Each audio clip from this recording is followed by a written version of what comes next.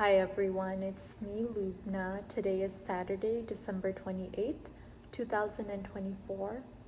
This video is dedicated to my beloved, and the topic of this video is going to be about why obstacles keep coming our way in this life. And in order to illustrate this, I wanted to use the metaphor of God trying to build not a house, but a palace within each of us. And this metaphor is something that I came across while reading the book Mere Christianity by C.S. Lewis, which is the first book in this collection. And I read Mere Christianity back in October of this year, and I've already made several videos related to passages from Mere Christianity. But I wanted to go back to this passage because I thought about it today and it's been on my mind and I've been meditating upon it. So this passage comes from chapter 9, which is titled Counting the Cost, from book 4 within Mere Christianity. And as usual, before I read the passage aloud to you, I'll show it to you in case you'd like to read it for yourself. So I've enclosed the passage that I'll read to you in brackets. And I'll read that aloud to you now. Here it goes. When a man turns to Christ and seems to be getting on pretty well, in the sense that some of his bad habits are now corrected, he often feels that it would now be natural if things went fairly smoothly. When troubles come along, illnesses, money troubles, new kinds of temptation, he is disappointed. These things, he feels, might have been necessary to rouse him and make him repent in his bad old days. But why now? Because God is forcing him on or up to a higher level, putting him into situations where he will have to be very much braver or more patient or more loving than he ever dreamed of being before. It seems to us all unnecessary, but that is because we have not yet had the slightest notion of the tremendous thing he means to make of us.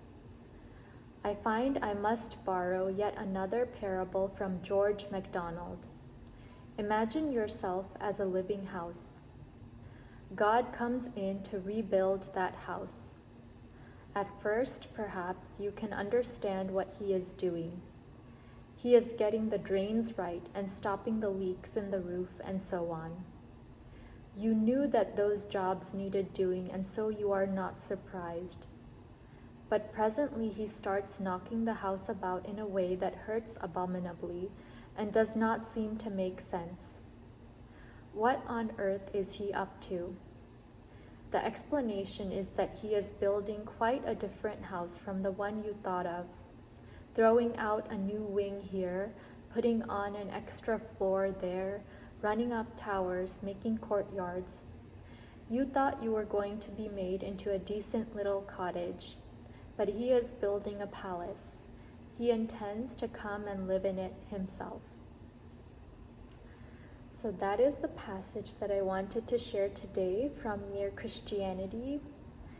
And I remember that when I first read this passage back in October, when I read Mere Christianity, I was thinking about how true it is that we tend to feel like when we have conquered a certain obstacle in our lives and then come upon another obstacle, we think, what's the point of this? Why do we have to face this obstacle after we've already conquered another obstacle? Haven't we already done enough work on ourselves based on the obstacles that we've already faced?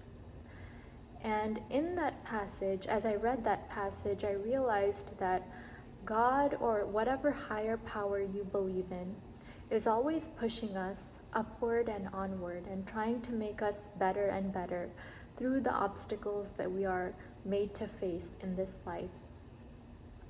And I've mentioned this before in a video titled Suffering is Grace, but we should always try to view our obstacles as means of self-improvement, and if we have to face hardships and tribulations in our lives, we should consider ourselves the lucky ones, compared to people who never have to face any hardships in their lives. Because only by facing hardships and going through these obstacles and making it through to the other end can we develop our character and grow in our spirits. And it takes a lot of looking at things in a more macroscopic way in order to appreciate this fact. We can't be worldly if we are to appreciate this fact and appreciate the knowledge that every obstacle and tribulation we face is made for our inner development, so that by the time we have reached the end of our lives, we will have something beautiful within us that we can have as proof of all of the work that we've done throughout our lives, all of the obstacles that we've made it through, and everything that we've learned by going through all of those things. At the end of our lives, nothing is going to remain of us except that inner thing, that spirit within us. So this is what is most worth putting our efforts into in this life, cultivation of this beautiful spirit within. Everything else is secondary.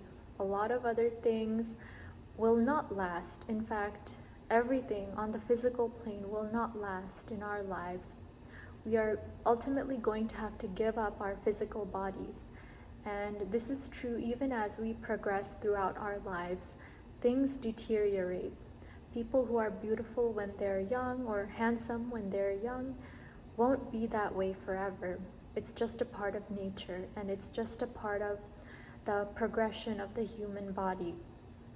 But the one thing that is continuously growing and continuously moving onward and upward is the spirit within us, if we allow it to, if we work on it, and if we grow from every single obstacle that we face in this life. Because God is trying to build not a house, but a palace within each of us. And you don't even have to believe in God or Christianity or any particular religion in order to understand this. Maybe you believe in a different type of higher power or just the universe itself, or maybe you believe in nothing at all, but it's just practical information that can help you to live a better life, learning from each and every single obstacle that you face in this life, so that you can grow on the inside forever. And this growth that you experience on the inside, again, is not something that will be removed and it won't be undone. It's a continual process that goes on forever, even after you're dead. That's all that is going to remain of you, that spirit within you. Everything else is transitory. So I hope that you have enjoyed my video today on how each obstacle that we face in this life has a purpose in making us better and pushing us onward and upward within. And by the way, I'm in a different environment now. It's a little too dark outside for me to make my video in my car as usual, but I thought that it would be good to have some variety and have a different environment today. I really hope that you enjoyed my video today. And as always, I wish you a wonderful day, afternoon, evening, or whatever it is, wherever you are in the world.